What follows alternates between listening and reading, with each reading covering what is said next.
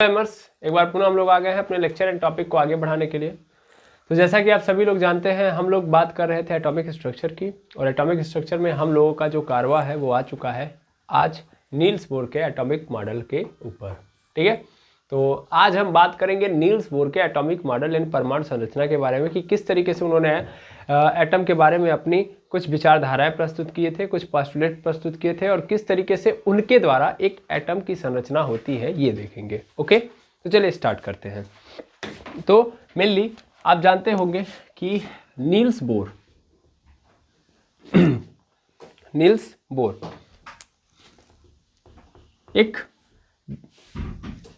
Danish physicist थे, Danish physicist थे। ठीक है, फिजिसिस्ट थे। इन्होंने 1913 में 1930 कह रहा हूँ 1813 नहीं सही बोल रहा हूँ मैं, 1913 गलती से मैंने 1813 लिख दिया।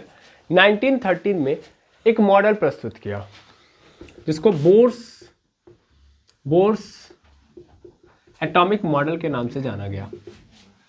एटॉमिक मॉडल, केवल बोर्स एटॉमिक मॉडल नहीं बोला गया, एक्चुअल में रदरफोर्ड बोर्स एटॉमिक मॉडल भी बोला गया। इसको क्या बोला गया? Rutherford and Bohr's atomic model भी बोला गया। ठीक है, इसको एक और नाम दे दिया गया, hydrogen atomic model. Hydrogen atomic model. ठीक है, या इसको एक और नाम दे दिया गया, क्वांटम एटॉमिक मॉडल। सब समझ में आएगा, बस पेशेंस रखना होगा। तो ये कब दिया जाता है? 1913 में दिया जाता है नील्स बोर द्वारा। ये डेनिश फिजिसिस्ट थे, और इस एटॉमिक मॉडल के कारण इनको 1922 में क्या मिलता है? नोबेल प्राइज मिलता है। नोबेल प्राइज मिलता है। एक्चुअल में इन्होंने एक ही काम नहीं किया था, अपने जीवन काल में बहुत सारा काम किया है। ठीक है, तो मेनली 1922 में इनको भी नोबेल प्राइज मिलता है। अल्बर्ट आइंस्टाइन को भी मिला था, मैक्स प्लांक साहब को भी मिला था, और इनको भी मिला था, तो याद रखेंगे। ठीक है, अब थोड़ा सा कहानी को आगे बढ़ाते हैं। तो जैसा कि सबके मन में ये सबसे पहला जो आ रहा था, तो वो तो क्लियर है कि बोर्स का एटॉमिक मॉडल इसलिए बोला गया क्योंकि नील्स बोर ने दिया था। लेकिन इसको रदरफोर्ड बोर्स एटॉमिक मॉडल क्यों बोला गया? बिकॉज ये जो एटॉमिक मॉडल है वो एक्चुअल में रदरफोर्ड के एटॉमिक मॉडल को सुधार के लाया गया है। सुधारने का अर्थ यह होता है कि उसके अंदर जो कमियां थी बस उसको हटा दी गई हैं, कुछ चीजें ऐड कर दी गई हैं, अगेन वही मॉडल आ रहा है। आया समझ में? मेरी बात समझिएगा, मैंने क्या बोला? इसको इसलिए रदरफोर्ड बोर्स एटॉमिक मॉडल बोला गया बिकॉज ये रदरफोर्ड के मॉडल के अंदर जो कमियां थी उनको हटा के कुछ चीजें ऐड करके, नई चीजें ऐड करने के बाद वही मॉडल को अगेन लाया जा रहा है। तो एक्चुअल में तो रदरफोर्ड का ही मॉडल हुआ ना, जिसके अंदर जो कमियां थी बस हटा दी गई हैं, उसके अंदर बोर्स ने ऐड कर दिया कुछ बातें, तो बस बन गया ये रदरफोर्ड बोर्स एटॉमिक मॉडल। इसको हाइड्रोजन एटॉमिक मॉडल क्यों बोला गया?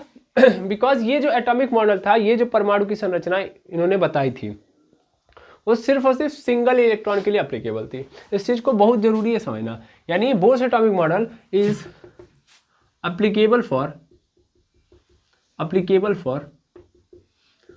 For single electron atom. ठीक है ना, जिन भी एटम्स के पास सिंगल इलेक्ट्रॉन है उन्हीं के ऊपर क्या होगा? ये यूज होगा, अप्लीकेबल होगा। यानी सिर्फ और सिर्फ उनके लिए था। तो अगर एक इलेक्ट्रॉन की बात करें तो सिर्फ और सिर्फ एक इलेक्ट्रॉन किसके अंदर होते हैं? हाइड्रोजन के पास होते हैं। इसीलिए इसको हाइड्रोजन एटॉमिक मॉडल बोला गया। और इसको क्वांटम एटॉमिक मॉडल क्यों बोला गया? बिकॉज ये जो मॉडल था वो बेस्ड था क्वांटम थ्योरी पे। किस थ्योरी पे बेस्ड था?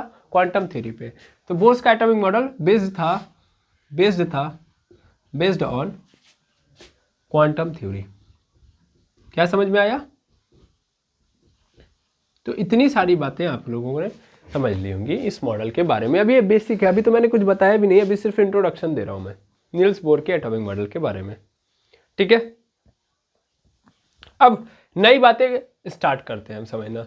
तो सबसे पहली बात ये, और क्या कह देगा, चलो थोड़ा सा ये भी और देख लेते हैं क्या क्या मिलेगा हमको, क्या क्या पाएंगे हम, व्हाट वी फाइंड।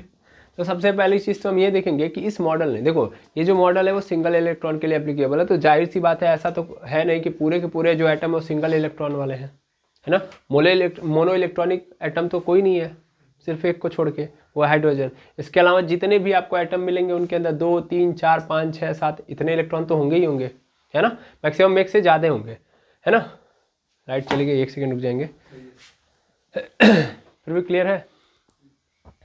1 सेकेंड देख लेने दीजिए, फिर बल्ब को इधर कर दीजिएगा। हाँ फिर भी ठीक ही है, काम चल जाएगा। चलिए ध्यान देंगे। तो मेनली जैसा कि मैं बता रहा हूँ कि जो भी एटम आप देखोगे, जैसे मान लो हाइड्रोजन एटम है, तो हाइड्रोजन का आप देखते हो एटॉमिक नंबर भी क्या होता है, 1 होता है। 1 होता है। 1 का मतलब क्या है इसके अंदर, सर एक इलेक्ट्रॉन है और एक प्रोटॉन है, ठीक है। तो जाहिर सी बात है एक ही इलेक्ट्रॉन है। इसके बाद हीलियम आता है, हीलियम का कितना होता है, 2 इलेक्ट्रॉन और 2 प्रोटॉन। तो देखो कितने इलेक्ट्रॉन हो गए, 2 इलेक्ट्रॉन। 2 इलेक्ट्रॉन हो गए तो अप्लीकेबल ही नहीं होगा। यानी बोर का जो एटॉमिक मॉडल है, यानी बोर की जो बातें दी गई हैं एटम्स के बारे में, वो हीलियम के लिए नहीं है। तो जाहिर सी बात है कि इसका तो सबसे बड़ा लिमिटेशन यही है कि सिर्फ और सिर्फ हाइड्रोजन तक लिमिटेड है ये, इसके अलावा बाकियों के लिए ये नहीं है। यानी इनके द्वारा जो बताया जा रहा है कि एटम ऐसा है तो सिर्फ और सिर्फ हाइड्रोजन के लिए माना जा सकता है। हीलियम के अंदर ये नहीं बता सकते कि हीलियम का भी एटम ऐसा ही होगा जैसा हाइड्रोजन का है। क्लियर है? ठीक। तो ये सबसे बड़ी लिमिटेशन इनकी ये रही है, ये फेल हो जाएगा। लेकिन फेल होने का अर्थ बिल्कुल ये नहीं है कि इनमें सभी बातें गलत हो जाए। ऐसा ही बताइए रदरफोर्ड को, हम लोग रदरफोर्ड के एटॉमिक मॉडल को फेल कर दिया गया, तो क्या सभी बातें गलत थी उसकी? भाई उन्होंने क्या बोला था, बीच में न्यूक्लियस होता है, तो ये बात तो हर जगह पे मान्य है। न्यूक्लियस वाली बात को कोई गलत ठहरा सकता है? नहीं। तो सब नहीं गलत है, कुछ चीजें क्या है, गलत है। ओके, ये बात ध्यान देंगे। तो वो कुछ चीजों की वजह से फेल मार जाता है, फिर अगला कोई साइंटिस्ट आएगा, वो क्या करेगा, वो अगली बार क्या करेगा, इसको फिर सुधार करेगा, सुधार करके फिर नया मॉडल प्रस्तुत करेगा, लेकिन कमियों को हटाएगा। मॉडल को पूर्ण रूप से हटाया नहीं जा सकता। तो अब प्रश्न ये है कि ठीक है, इसमें कुछ तो अच्छी बातें मिलेंगी, वो कुछ अच्छी बातें क्या है वो बता दो आप। मतलब यह तो आपने बता दिया कि हाँ ये भाई बाद में फेल होगा, 100% इसका फेलियर आपको देखने के लिए मिलेगा, क्योंकि पहला ही कंडीशन मैंने बता दिया अप्लीकेबल है सिंगल इलेक्ट्रॉन के एटम के लिए, और सभी एटम ऐसा है नहीं, तो जाहिर सी बात है कि ये फेल मारेगा ही मारेगा। इसके बाद कोई दूसरा एटॉमिक मॉडल आने वाला है, लेकिन इससे हम क्या सीखेंगे, तो इससे हम सबसे पहला सीखेंगे लाइन स्पेक्ट्रम के बारे में। लाइन स्पेक्ट्रम की कहानी अच्छे से समझेंगे। अब लाइन स्पेक्ट्रम क्या होता है सर? पहला प्रश्न तो स्पेक्ट्रम क्या होता है? तो स्पेक्ट्रम के बारे में मैंने बताया, स्पेक्ट्रम का मतलब होता है कि जब हम लाइट की रेज को एक ऑर्डर, मतलब लाइट की रेज है, उनके पास अपना अपना वेवलेंथ होगा, तो उनको एक ऑर्डर के अंदर अरेंज करते हैं। इन सभी लाइट की वेवलेंथ को या वेवलेंथ के क्रम में या फ्रीक्वेंसी के ऑर्डर में हम क्या करते हैं, अरेंज कर दें। तो कई सारी रेज एक साथ इकट्ठा हो जाएंगी, तो क्या बनाएंगे, स्पेक्ट्रम बनाएंगे। क्या बनाएंगे, स्पेक्ट्रम। हमने स्पेक्ट्रम बनाया था, याद करिए, लाइन बाय लाइन गामा था, फिर उसके बाद क्या था, एक्सरे था, फिर अल्ट्रा वायलेट था। तो लाइन बाय लाइन मैंने लगाया था कि नहीं लगाया था, ऐसे, है ना। और वो क्या था, एक अरेंज ऑर्डर था फ्रीक्वेंसी का, वेवलेंथ का, है ना। तो जब एक ऑर्डर में आप रख दोगे तो क्या बन जाएगा, वही स्पेक्ट्रम, है ना। जैसे विजिबल रेज 7 कलर में डिवाइडेड है ना। तो हम लाइन से लिखते हैं ना विवग्योर। तो विवग्योर क्या है, एक अरेंज ऑर्डर है लाइट के रे का, उन विजिबल रेज के वेवलेंथ का। तभी तो हम बोल पाते हैं विवग्योर। पहले वायलेट आएगा, फिर इंडिगो, फिर ग्रीन, फिर ब्लू, ऐसे चल रहा होगा, मतलब ब्लू फिर ग्रीन फिर येलो फिर ऑरेंज फिर रेड। क्लियर है? तो लाइन स्पेक्ट्रम क्या होता है ये समझेंगे, और उसके साथ साथ ये भी हम देखेंगे कि जब एक इलेक्ट्रॉन एमिट करता है रेडिएशन को, तो कैसे वो रेड दिखाई देता है, या क्यों आखिर वो कलर आते हैं, ठीक है ना। ब्लू दिखाई दे रहा है, रेड दिखाई दे रहा है, तो ये हम यहाँ से देखेंगे।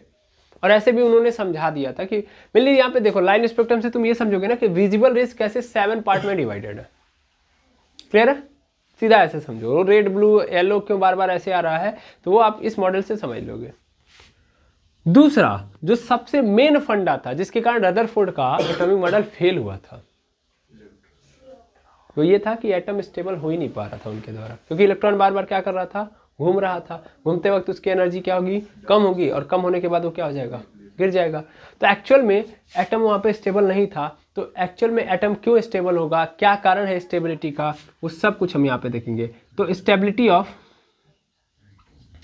ऑफ एटम भी हम यहाँ पे देखेंगे। ठीक है, तो स्टेबिलिटी ऑफ एटम यहाँ से क्लियर हो जाएगा।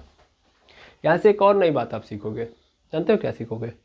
कि कोई भी एटम दूसरे एटम से जुड़ता क्यों है, कोई भी एटम दूसरे एटम से बॉन्ड क्यों बनाता है, केमिकल रिएक्शन क्यों होता है। ये बहुत इंपॉर्टेंट बातें इनके मॉडल से आपको सीखने के लिए मिलेंगी। भले ही ये फेल हो जाएगा लेकिन नई नई बातें दे के जाएगा हमको। ठीक है ना? अगर आपको मैं थोड़ा सा अगर इंट्रोड्यूस कराऊं तो सिर्फ इतना जान लीजिए कि केमिस्ट्री के अंदर जब भी आपको सुनाई देता है, मतलब आपके कानों में अगर केमिस्ट्री जाता है तो जाहिर सी बात है आपको ये पता चल जाता होगा या फील आ जाता होगा कि केमिस्ट्री मतलब केमिकल रिएक्शन। तो केमिकल रिएक्शन में होता क्या है? मेनली बॉन्ड टूटता है जुड़ता है, बॉन्ड टूटता है जुड़ता है, एक एटम दूसरे से भागेगा मतलब निकलेगा, दूसरे से जाके जुड़ेगा, है ना? अगर आप थोड़ा सा और फील करिए तो मैं आपको एक बात बताऊं कि एटम कभी भी अकेले नहीं रह सकता। एटम हमेशा किसी न किसी के साथ रहता है। यानी कभी भी आपसे बोला जाए कि ऑक्सीजन है तो ऑक्सीजन के को जब हम लिखते हैं तो ओ के बगल में 2 लिखते हैं। क्यों आखिर ओ के बगल में 2 लिखा? तो इसका मतलब ये है कि यहाँ पे ऑक्सीजन एक नहीं है, 2 ऑक्सीजन आते हैं। इन 2 ऑक्सीजन को आप देख सकते हो। अकेले मैं बोलूँ आप ऑक्सीजन देख पाओगे? अकेले ऑक्सीजन तो नहीं देख पाओगे।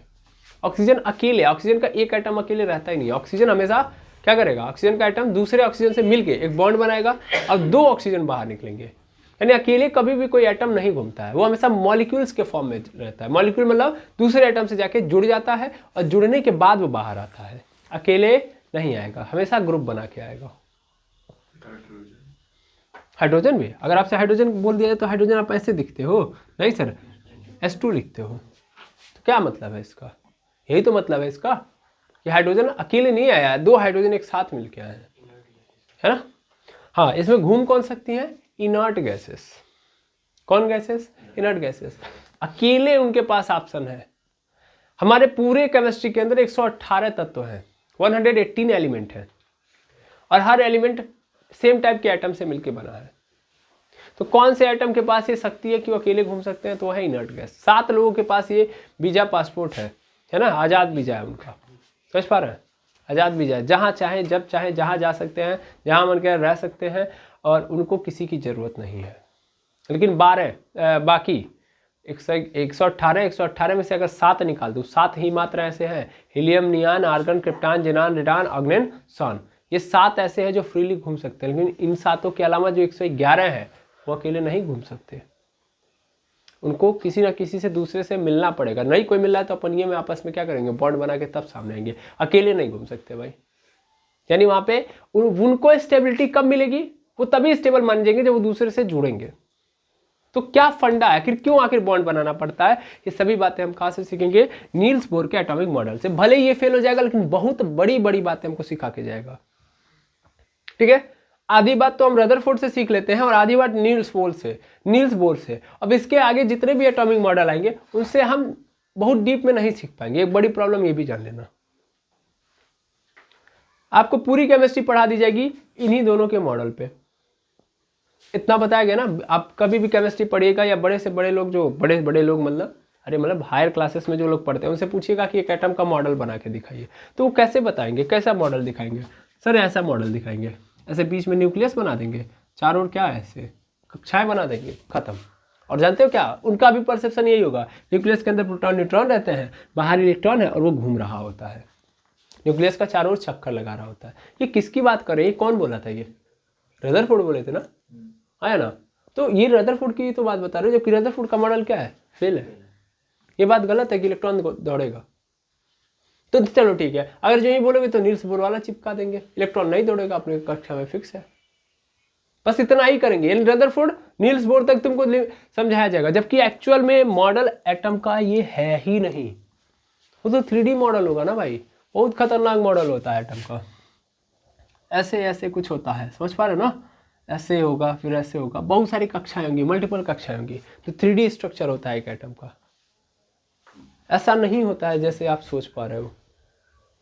ठीक है, बहुत कॉम्प्लेक्स होगा। और बाद में तो यहाँ तक बोल दिया जाएगा, जैसे कि अभी आप देखे हो, बाद में ये भी बोल दिया जाएगा कि इलेक्ट्रॉन क्या? इलेक्ट्रॉन तो वेव है, वेव नेचर रखता है, वो मैं बता चुका हूँ। तो आप कैसे पार्टिकल के रूप में बोल सकते हो कि इलेक्ट्रॉन अभी यहाँ पे है, जबकि पूरी एटॉमिक स्ट्रक्चर पढ़ने के बाद ये तुमको पता चलेगा कि इलेक्ट्रॉन का कोई फिक्स पोजीशन है ही नहीं, पता नहीं इलेक्ट्रॉन कहाँ पाया जाएगा। इलेक्ट्रॉन की केवल प्रोबेबिलिटी है कि यहाँ पे पाया जा सकता है, जरूरी नहीं कि वहाँ पे पाया जाएगा।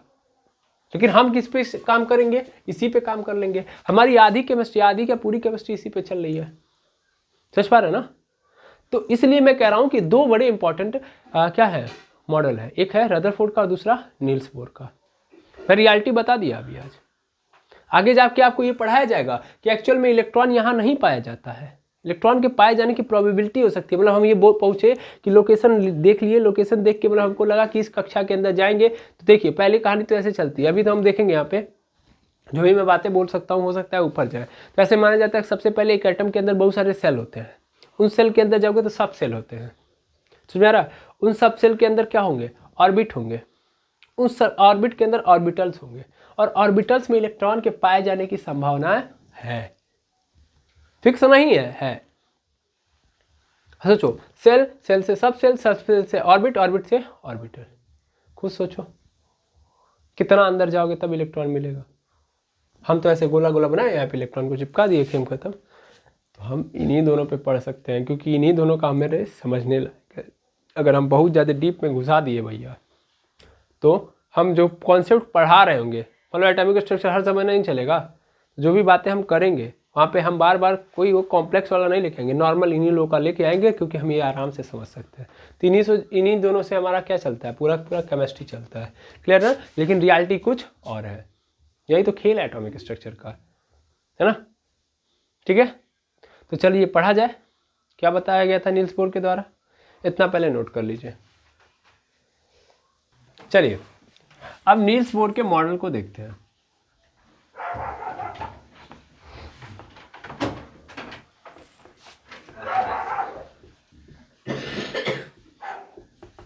एटॉमिक मॉडल, अब इसकी सबसे पहली बात समझिएगा। तो पहली इन्होंने ना बहुत सारे पोस्टुलेट दिए हैं। क्या दिए हैं, पोस्टुलेट। देखिए पोस्टुलेट की एक खास बात ये होती है कि एक प्रकार का ऐसा स्टेटमेंट होता है जिसको हम प्रूव नहीं कर सकते। समझ पा रहे हैं मैं क्या बोले, मैंने ये बोला कि it is only A statement, लेकिन ऐसा स्टेटमेंट जिसको हम प्रूव नहीं कर सकते लेकिन सत्य है ये। जैसे अगर मैं आपसे बोलूँ 2 और 2 4 होते हैं, हाँ या ना, इसको आप प्रूफ कर सकते हो। देयर आर नो प्रूफ, बस हम मानते आए हैं और इसी पे जीवन चल रहा है। 2 + 2 = 4। कोनो तो ऐसा ना मिलेंगे जब कहेंगे 2 + 2 = 5, अब प्रूफ कर देंगे। इसको प्रूफ करना पड़ेगा, इसको प्रूफ करना पड़ेगा, क्योंकि आपने बनाया है ना, उसको प्रूफ नहीं कर सकते आप, और इसकी मदद से ही आप प्रूफ करेंगे। ये भी एक बड़ी बात है, इस बात को समझ पा रहे हैं जो मैं बोल रहा हूँ।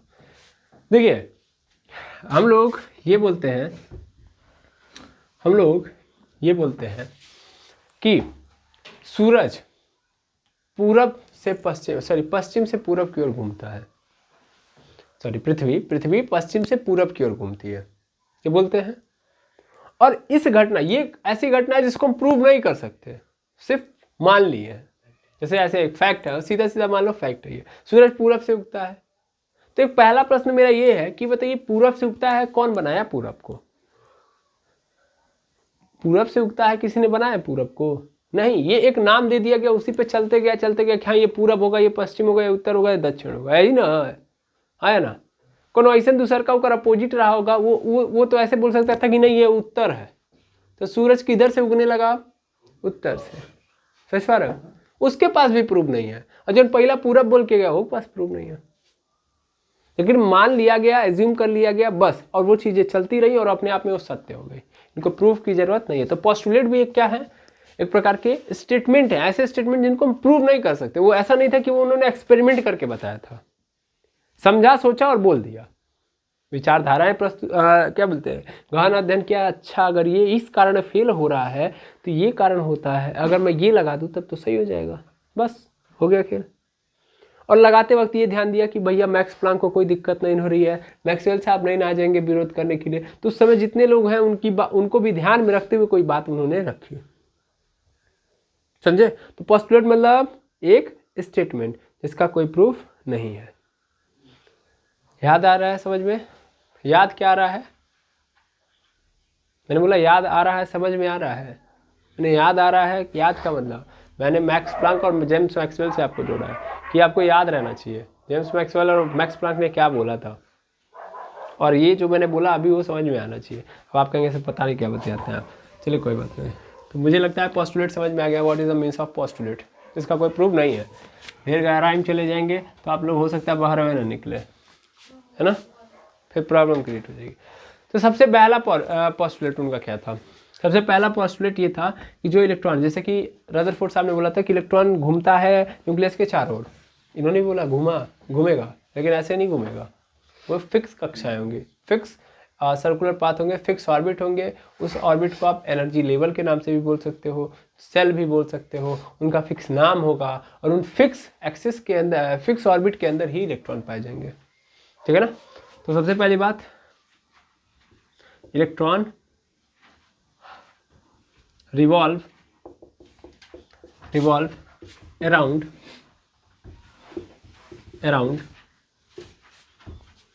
the nucleus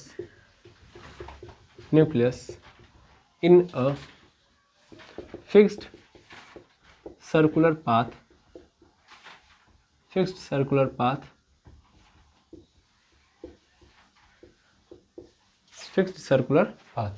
ठीक है ना।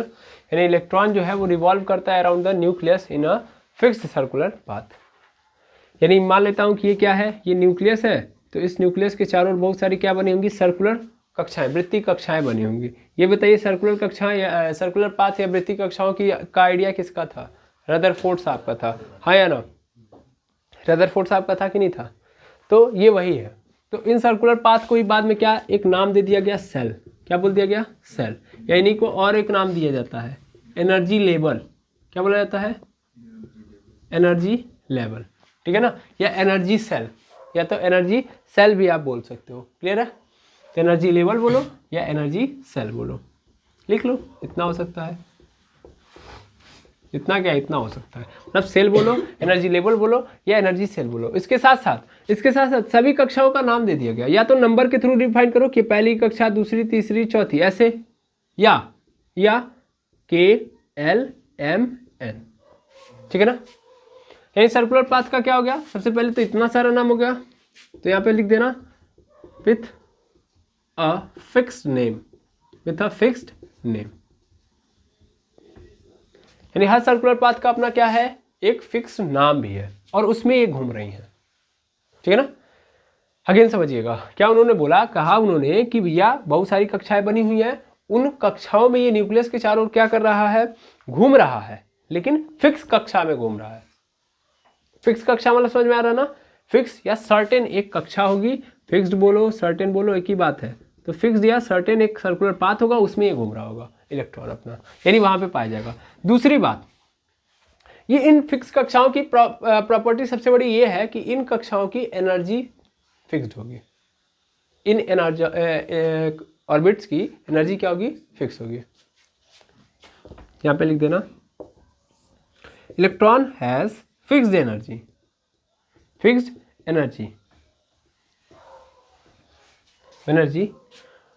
which means it is never loss। क्या मतलब है कि इलेक्ट्रॉन के पास फिक्स्ड एनर्जी होगी और वो कभी खत्म नहीं होगी। समझ में आ रहा है? यानी सपोज कर लो कि एक इलेक्ट्रॉन, मैंने यहाँ पे ले लिया, मैंने ऐसे, ये न्यूक्लियस है और ये मैंने एक इलेक्ट्रॉन लिया। इस इलेक्ट्रॉन को जब मैंने यहाँ पे रखा तो इसके पास कितनी एनर्जी है, 5 जूल। तो 5 जूल होने के कारण ये कौन सी कक्षा में गया, पहली कक्षा में। अब ये 5 जूल के साथ ही इस पहली कक्षा में जीवन भर रहेगा, जीवन पर्यंत रहेगा। समझ में आ रहा है? और इसकी एनर्जी कभी खत्म नहीं होगी, इसकी एनर्जी कभी खत्म नहीं होगी। किसने बोला? नील्स बोर ने। यानी अस्थायी कक्षाओं में रहते हैं इलेक्ट्रॉन, और उन अस्थायी कक्षाओं की अस्थायी ऊर्जा होती है, वो ऊर्जा कभी खत्म नहीं होती है, ठीक है भाई। पूरा खेल इस सेल का है, सेल के पास क्या होती है, फिक्स्ड एनर्जी होती है। क्या होती है? फिक्स्ड एनर्जी होती है, और उस एनर्जी के लिए मतलब उस एनर्जी के साथ साथ वो इलेक्ट्रॉन भी अपने साथ फिक्स एनर्जी के साथ रहता है, तो एनर्जी कभी खत्म नहीं होती है। ये पोस्टुलेट इनके द्वारा बताया गया। समझ में आ रहा है? पहली बात अगेन फुल से 1 2 3 4 मतलब कक्षा है ना, तो पहली कक्षा को 1 बोलो या के बोलो, दूसरी कक्षा को 2 नंबर दे दो या एल बोल दो, तीसरी कक्षा को 3 नंबर बोल दो या एम बोल दो, चौथी कक्षा को 4 बोल दो या एन बोल दो। तो ऐसे ही K L M N O P Q R S T U V W X Y Z ऐसे बनाते रहो। ये सब के सब क्या है? सेल के नेम है। इन सेल का क्या बना दिया गया? नाम। और ये बता दिया गया कि जो इलेक्ट्रॉन होंगे वो कहाँ कैसे होंगे? फिक्स्ड एनर्जी के साथ होंगे, उनकी एनर्जी कभी कम नहीं होगी। जो कि किसने बोला था? रदरफोर्ड साहब ने बोला था कि जब ये घूमेंगे तो इनकी एनर्जी खत्म हो जाएगी। इन्होंने बोला कि ऐसा नहीं होगा, ये फिक्स्ड एनर्जी के साथ रहेंगे और जीवन पर्यंत इनकी एनर्जी कभी खत्म नहीं होगी, क्योंकि उस वहाँ पे जो क्या बोलते हैं ऑर्बिट्स है, उसके पास खुद एक फिक्स एनर्जी है। समझ आ रहा ना? यानी हर ऑर्बिट का एक क्रम बना दिया है। जैसे के है तो के में रहना है तो भैया इतनी एनर्जी चाहिए, उसके बाद एल है तो एल में रहना है तो इतनी एनर्जी चाहिए। अब वो इलेक्ट्रॉन उतनी एनर्जी लेके आया है, तो भाई जब इसने पहले ही बोल दिया कितनी एनर्जी है तो तुम रह सकते हो, तो जब ये रह सकता है तो इसकी एनर्जी खत्म कहाँ से होगी? इसकी एनर्जी खत्म होगी ही नहीं, क्योंकि सेल की रिक्वायरमेंट के बिहाफ पे वो एनर्जी लेके आया था, और उस एनर्जी के साथ उस सेल में वो जीवन पर्यंत रह जाएगा, कभी उसकी एनर्जी खत्म नहीं होगी। क्या ये बात समझ में आ गई? हाँ है ना? तो ये बात ध्यान दीजिएगा कि न्यूक्लियस के चारों ओर बहुत सारे डिस्क्रीट ऑर्बिट्स होते हैं, लेकिन फिक्स एनर्जी वाले होते हैं। उसके अंदर हमारे जो इलेक्ट्रॉन है वो उस एनर्जी के साथ रहते हैं, मतलब जैसी एनर्जी वैसी कक्षा, है ना? यहाँ पे याद रखना, मतलब डिस्क्रीट मतलब अलग अलग एनर्जी लेवल की कक्षाएं होती हैं। ठीक है ना? ये एक बात और नोट कर सकते हो कि न्यूक्लियस के चारों ओर क्या होती हैं? डिस्क्रीट एनर्जी लेवल के सेल होते हैं। ठीक है ना? जिनमें इलेक्ट्रॉन पाए जाएंगे, यहां से समझ सकते हो, तो यही लिख लेना। ठीक है ना? जिनमें इलेक्ट्रॉन घूमते रहते हैं, ये ना लिख के यही लिख लेना जो समझ में आए। आई समझ में आ गया होगा? 2 बातें क्लियर हैं। तीसरी बात सुनिएगा, बहुत ही आसान है, और 3 बातों के साथ ही हम क्लास को और मज़ेदार बना देंगे। अभी तो स्टार्ट किया हमने, इसको बहुत लंबा लेके चलना है, मज़ा आएगा, क्योंकि इसमें बहुत कुछ सीखना है हमको। ठीक है? तो तीसरी बात ये थी कि जब भैया इलेक्ट्रॉन को एनर्जी दोगे, जब इलेक्ट्रॉन को क्या दोगे? एनर्जी। तो पहले तो ये समझ लो ना कि पहले इसको फील ले लो ना, पहले एक काम करो, फील ले लो, नहीं तो फिर गड़बड़ा जाएगा। मान लो ये पहली कक्षा है, फिर ये दूसरी कक्षा है, ये तीसरी कक्षा है, फिर ये चौथी कक्षा है। हर कक्षा का अपना अपना एनर्जी लेवल होगा। मान लो ये है पहली कक्षा, तो पहली कक्षा में मान लेता हूँ कि कितने जूल की रिक्वायरमेंट है। अगर मान लो रहना चाह रहा है कोई इलेक्ट्रॉन, तो उससे बोला जाएगा बेटा कितने जूल की एनर्जी के साथ तुम रह सकते हो? 5 जूल। 5 जूल है तभी तुम इसमें रहोगे, इससे ज़्यादा होगा तो भी नहीं रह सकते, इससे कम होगा तो भी नहीं रह सकते। यानी पहली कक्षा में के वाली कक्षा की रिक्वायरमेंट कितनी है? 5 जूल। भाई एनर्जी को किस में मापते हैं? जूल में, तो इसलिए जूल लिखा है। फिर दूसरी कक्षा, ये तो के वाली हो गई, ये तो के बाद क्या आएगा? यल। तो के यल वाली है, यल वाले में कितने जूल की रिक्वायरमेंट है? 20 जूल। फिर एम में जाओगे तो एम में थोड़ी रिक्वायरमेंट और बढ़ जाएगी, 30 जूल। एन में मान लेता हूँ 40 जूल। क्या हो रहा है? एक बात तो ऑब्जर्व कर पा रहे हो ना कि सर जितना हम दूर भाग रहे हैं न्यूक्लियस से, उतना ही एनर्जी का लेवल सेल का क्या होते जा रहा है? बढ़ते जा रहा है। तो ये बात तो पहले समझनी है। अब इलेक्ट्रॉन के पास जैसी ऊर्जा रहेगी उस हिसाब से वो रहेगा। उसके पास 20 जूल की ऊर्जा है तो कौन से में रहेगा बताओ? एल वाले कक्षा में रहेगा। 40 जूल की ऊर्जा है तो एन वाले में रहेगा। दैट मीन्स इलेक्ट्रॉन को फिक्स कर दिया गया इस बार। पहले क्या था? रैंडमली इलेक्ट्रॉन कहीं भी रह सकता था। रदरफोर्ड के अनुसार इलेक्ट्रॉन जहां मन करे, जो भी इलेक्ट्रॉन जहां मन करे वहां पे घूम सकता है। यही कारण था कि उसकी एनर्जी क्या हो रही थी? खत्म हो जा रही थी। यहाँ पे ऐसा नहीं है, यहाँ पे ऐसा फिक्स कर दिया गया कि भाई अगर तुम्हारे पास इतनी ऊर्जा है तो तुम इस कक्षा में जीवन पर्यंत रहोगे, तुम्हारी ऊर्जा कभी खत्म ही नहीं होगी। समझ आ रहा है?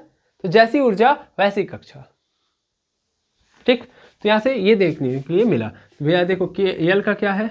20 जूल है, एम का 30 जूल है, एन का 40 जूल है। इससे क्या समझ में आया?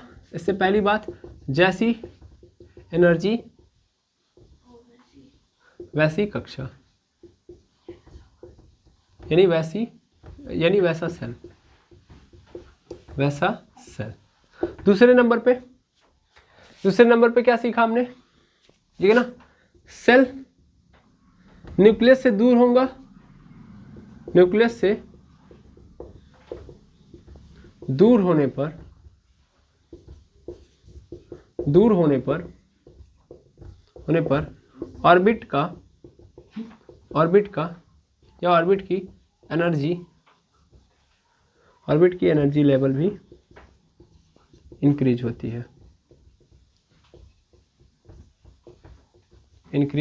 है, क्या ये बात समझ में आई? देखो नजदीक हो, के नजदीक है, एल थोड़ा सा और दूर हो गया, एम थोड़ा और दूर हो गया, एन थोड़ा और दूर हो गया, तो जितना दूर जा रहा है एनर्जी का लेवल क्या होते जा रहा है, बढ़ते जा रहा है। क्लियर है? ठीक है, क्योंकि रिक्वायरमेंट ऐसी है। देखो एक बात समझा रहा हूं मैं, आप लोगों ने मौत का कुआं देखा है ना, यहीं से आप समझ सकते हो। मौत का कुआं देखा है,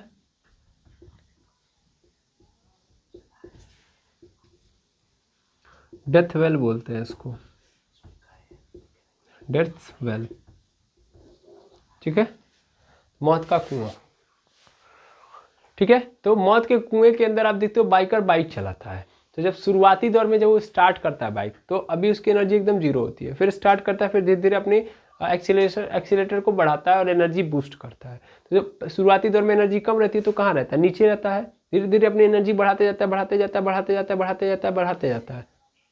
तो जब वो बढ़ाते जाएगा एनर्जी, तो उतना ही वो क्या होते जाएगा, दूर होता जाएगा, उतना ऊपर आते जाता है। फिर एनर्जी जो ही कम करेगा कहाँ चला जाएगा, नीचे।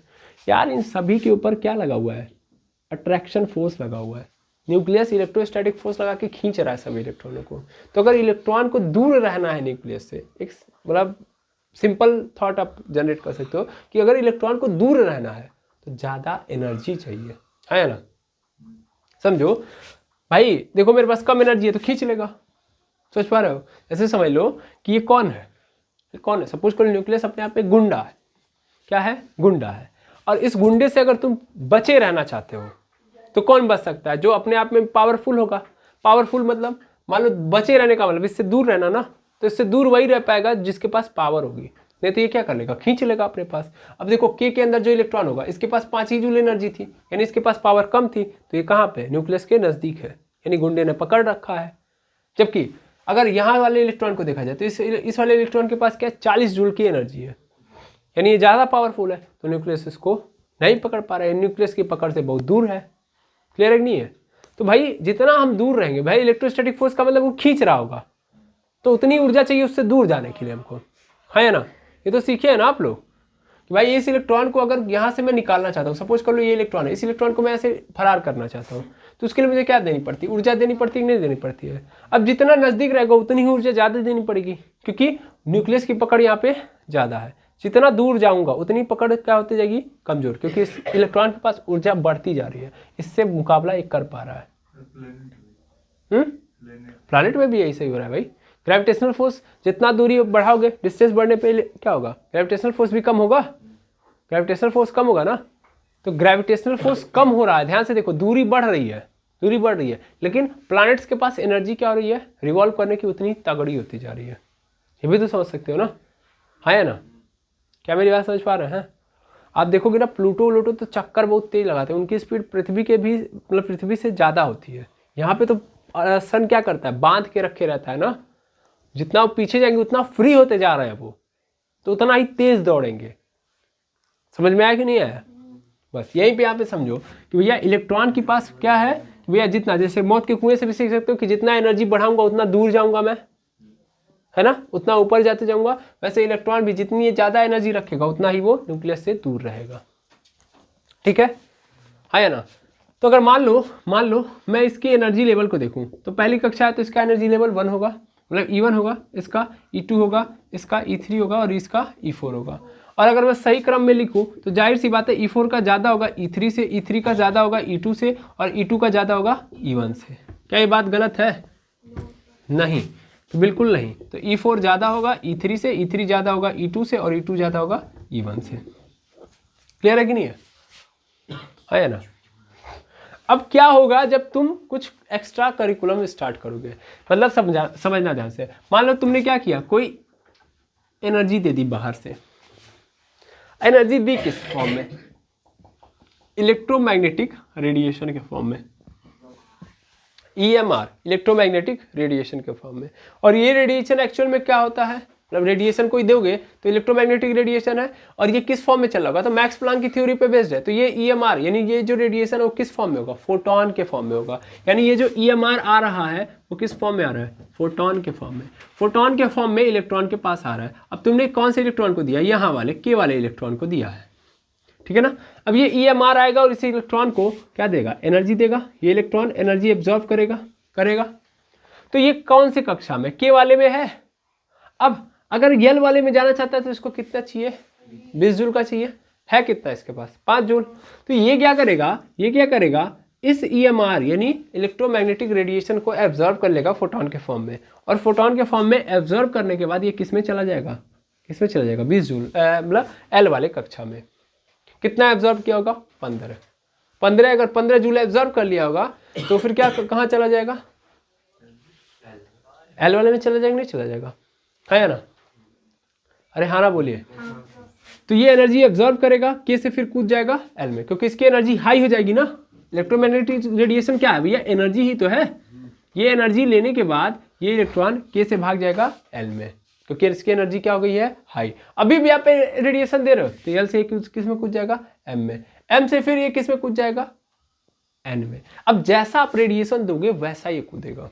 सपोज कर लो आपने इलेक्ट्रोमैग्नेटिक रेडिएशन दिया, ध्यान से मेरी बात सुनेंगे। आपने कितने का दिया है कि ये जो फोटोन आ रहा है वो 15 लेके आ रहा है, कितने जूल का है, 15 जूल की एनर्जी एक बार में एक फोटोन लेके आ रहा है। ध्यान देना, एक इलेक्ट्रॉन एक बार में एक फोटोन एब्जॉर्ब करता है, एक बार में एक फोटोन एब्जॉर्ब कर लेगा। अब एक 15 जूल का कर लेगा तो फटाक से किस में चला जाएगा, 20 जूल का। लेकिन सपोज कर लो अगर एक ही फोटोन 35 जूल का है, तब ये पहली बार में ही छलांग किस में मार देगा, इस वाले में, हाँ या ना। अगर तुमने 15 जूल का दिया तब ये किस में भागेगा, L वाले में। लेकिन अगर तुमने 35 जूल का फोटोन दे दिया तो फिर किस में भाग जाएगा, डायरेक्ट N वाले में, हाँ या ना।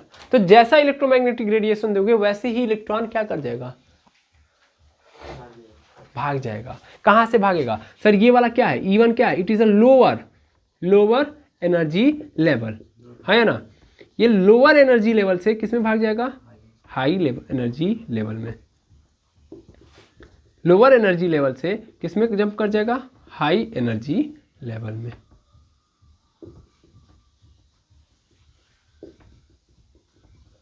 लोअर एनर्जी लेवल से हाई एनर्जी लेवल में भाग जाएगा, और यह कारण बन जाएगा इलेक्ट्रॉन के एक्साइटेशन का।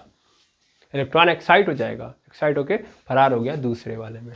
समझ में आ रहा है क्या, यहाँ तक की बातें क्लियर हो गई, कैसे खेल चल रहा है। लेकिन ये जाएगा तो बहुत दिन तक रहेगा नहीं, जाहिर सी बात है, ये फिर वापस आएगा ही आएगा।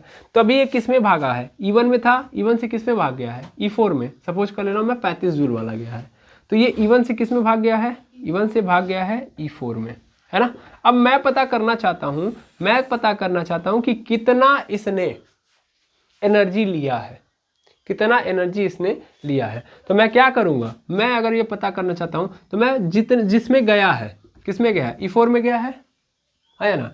इसमें से E1 को क्या कर दूंगा, घटा दूंगा। तो घटाने पे जो वैल्यू मुझे मिलेगी वो डेल्टा E होगी। ये डेल्टा E मुझे क्या बता रही होगी बाबू, ये बता रही होगी कि कितना एनर्जी इसने एब्जॉर्ब किया है, हाँ या ना, यस और नो। यानी यहाँ से मुझे क्या पता चल जाएगा, एब्जॉर्ब्ड एनर्जी, कि कितना एनर्जी उस फोटोन द्वारा इसने एब्जॉर्ब किया है, ठीक है, एब्जॉर्ब्ड एनर्जी।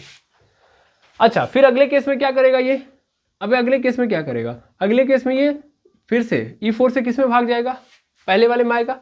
तो इसके लिए अगेन इसको क्या करना पड़ेगा, अपना एनर्जी कम करना पड़ेगा ना भाई। कि अगर इसको K में रहना तो K के लिए इसको एनर्जी कितनी रखनी पड़ेगी, 5 जूल। यहाँ पे है तो कितना है, 40। तो 40 से इसको 35 कम करेगा तब न जाएगा। तो फिर ये 35 क्या करेगा, फिर ये फोटोन के फॉर्म में, EMR के फॉर्म में क्या कर देगा, निकाल देगा। यानी क्या करेगा, EMR के फॉर्म में, यानी EMR अगेन निकलेगी यहाँ से, इलेक्ट्रोमैग्नेटिक अगेन निकलेगी, और फिर किस फॉर्म में, फोटोन के फॉर्म में, in the form of photon. तो फोटोन के फॉर्म में ये अगेन एनर्जी को रिलीज करेगा। तो जब ये एनर्जी को रिलीज किया तो कितना एनर्जी रिलीज किया, अगर मैं ये पता करना चाहूँ तो क्या करूँगा, अगेन वही काम करूँगा। अभी पहले कितना है, पहले है 40 जूल, 40 जूल से कितना कम कर दिया, मतलब 40 से किस में जा रहा है, 35 में जा रहा है, 5 में जा रहा है ना, तो फिर अगेन वही काम करूँगा, E4 माइनस E1, और उसके बाद मुझे पता चलेगा कि इसने कितनी एनर्जी को एमिट किया है। तो इसका मतलब ये जो फॉर्मूला आप देख पा रहे हो ये एक्चुअल में किसका है, एब्जॉर्ब्ड एंड एमिट, दोनों प्रकार की एनर्जी का है ना। कि एक इलेक्ट्रॉन कितना एनर्जी एब्जॉर्ब करता है और कितना एमिट करता है वो यहाँ से आप पता कर सकते हो। कैसे, तो भैया पहले से दूसरे में जिसमें गया है तो हायर एनर्जी लेवल में से लोअर वाले को क्या कर दो, घटा दो, हायर एनर्जी लेवल में से लोअर को घटा दो, तो ये पता चल जाएगा कि कितना एब्जॉर्ब किया है और कितना एमिट किया है। मतलब लोअर से हायर में जाने के लिए कितना उसने एब्जॉर्व किया है और फिर हायर से लोअर में आने के लिए कितना एमिट किया है। क्लियर है, ये हमको इस फॉर्मूले से क्या हो जाएगा, पता हो जाएगा। ठीक है, क्या करना है, फॉर्मूला क्या है, एब्जॉर्ब्ड और एमिट एनर्जी अगर पता करनी हो तो क्या करना है, हमेशा हायर एनर्जी में से घटा देना है किसको, लोअर एनर्जी को। तो क्या मिल जाएगा, एब्जॉर्ब्ड एंड एमिटेड एनर्जी, आया समझ में, ये मिल जाएगा। तो कितना एनर्जी एब्जॉर्ब किया है इलेक्ट्रॉन, कितना एनर्जी एमिट किया है, वो यहाँ से आप पता कर सकते हो इस फॉर्मूले से। किस फॉर्म में लिया था, EMR यानी रेडिएशन के फॉर्म में लिया था, रेडिएशन के फॉर्म में गया, वो रेडिएशन किस फॉर्म में है, फोटोन के फॉर्म में। तो सीधा सीधा वो रेडिएशन को फोटोन के फॉर्म में लेता है और उसी रेडिएशन को फोटोन के फॉर्म में एमिट भी कर देता है, रिलीज भी करता है। ठीक है ना। अब सपोज कर लो इसने कोई रेडिएशन लिया होगा, तो इस रेडिएशन या इस EMR की अपनी एक फ्रीक्वेंसी होगी, है ना, इस रेडिएशन की अपनी क्या होगी, एक फ्रीक्वेंसी होगी, इस रेडिएशन की अपनी एक क्या होगी, फ्रीक्वेंसी होगी। तो यहाँ पे ध्यान से समझना, तुम ध्यान से समझना, या एक काम करते हैं अभी फ़िलहाल के लिए हम इतना ही रहने देते हैं, कल जब आएंगे तो इसके आगे की बात करेंगे। क्या यहाँ तक बातें क्लियर हैं, पहले एक दिन में इतनी बातें क्लियर रखेंगे तो ज़्यादा बेटर है, समझ में आया यहाँ पे। ठीक है, मेनली क्या था कि ये इलेक्ट्रॉन यहाँ पे 5 जूल की एनर्जी के साथ है, फिक्स एनर्जी है इसकी। हमने क्या किया, ऊपर से एनर्जी डाली, तो एनर्जी दूंगा तो जाहिर सी बात है, इसकी एनर्जी का लेवल बढ़ेगा। और इस कक्षा ने, इस सेल ने ये बोला हुआ है, रिस्ट्रिक्टेड किया हुआ कि तुम मेरे पास तभी रह सकते हो जब तुम्हारे पास 5 जूल की एनर्जी है। इससे ज़्यादा होगी तो तुम अगला क्लास देखो, अगली सेल को देखो, मेरे क्लास से निकल जाना है। अब तुमने रेडिएशन दिया, वो जो रेडिएशन आ रहा है फोटोन के फॉर्म में आ रहा है, उस फोटोन के पास एनर्जी कितनी है, 35 जूल की। अब जब ये 35 जूल लेगा इलेक्ट्रॉन, तो इसकी एनर्जी तो बढ़ गई ना, 5 जूल से बढ़ गई, 40 जूल हो गई। तो अब ये इस कक्षा में तो एग्जिस्ट नहीं करेगा, तो किस कक्षा में जाएगा, जहाँ पे 40 जूल की एनर्जी की रिक्वायरमेंट होती है। तो इसलिए जंप कर गया किस में, N में। तो इसका मतलब इसने कितनी एनर्जी एब्जॉर्ब कर लिया, 35 जूल। अब वो निकालेंगे कैसे, तो हम क्या देखेंगे कि जो हायर एनर्जी लेवल था, ध्यान दीजिएगा भैया, हायर एनर्जी लेवल है वो कितना है, मतलब हायर एनर्जी कितनी है और लोअर एनर्जी कितनी है। तो हायर एनर्जी में से लोअर एनर्जी को क्या कर देंगे, घटा देंगे, तो मुझे पता चलेगा कि एब्जॉर्ब कितना किया है उसने। उसी तरीके से कुछ देर बाद ये क्या हो जाएगा, अपने पुनः वापस आ जाएगा उसी कक्षा में। तो ये 40 से 35 कम किया है कि नहीं किया है ना। तो इसने 35 कम कर देगा, तो फिर 5 जूल पे आ जाएगा। यानी इस बार फिर क्या करेगा, वो एमिट करेगा, अगेन फोटोन के फॉर्म में एमिट करेगा। समझ पा रहा, जब वो फोटोन के फॉर्म में एमिट करेगा तो कितना एमिट किया है, अगेन मैं क्या करूंगा, पहले कितना था और घटा के फिर बाद में कितना हो गया इसमें से देख लूंगा। तो हायर में से फिर से लोअर को क्या कर दूंगा, घटा दूंगा, तो मुझे पता चलेगा कम कितना किया है। यहाँ पे कितना बढ़ाया है, 35 जूल। कैसे पता चला बताओ, बाद वाले में से पहले वाले को घटा दिया, तभी तो पता चला 35 जूल इसने एमिट किया है ना। अच्छा, यहाँ पे कम कितना किया है कि ये N से L में चला गया है, N से K में चला गया है। सर फिर से वही किया है, बाद वाले में से मतलब हायर में से लोअर को घटा दिया है, तो पता चल गया 35। क्योंकि भाई 40 से 5 में जाने के लिए 35 कम किया ना, तो कैसे पता किया, 40 में से 5 को घटा दिया। 5 से 40 में गया है तो कैसे पता चला कि 35 लिया है, तो सर 40 में से 5 घटा दिया। तो अगेन यही तो बात कर रहे हो, चाहे एब्जॉर्ब कर रहा है चाहे एमिट कर रहा है, दोनों के इसमें एनर्जी आप कैसे निकाल रहे हो, हायर एनर्जी लेवल में से लोअर वाले को घटा देंगे। ठीक है, तो आई होप यहाँ तक की बातें क्लियर हैं। तो पहली बात ये उन्होंने बोली कि रिवॉल्व करता है लेकिन फिक्स एनर्जी के लेवल में रिवॉल्व करता है, और उस एनर्जी मतलब वो एनर्जी लेवल जो फिक्स होती है, इसका मतलब ये है कि इलेक्ट्रॉन की एनर्जी कभी ख़त्म होती ही नहीं है। ठीक है, क्लियर है। और सभी कक्षाओं का अपना क्या होता है, फिक्स नेम होता है। तो आई होप आज की क्लास में आप लोगों ने बहुत कुछ सीखा होगा। मिलते हैं नेक्स्ट क्लास में अगेन इस कहानी को आगे बढ़ाते हुए। Thank you very much hammers.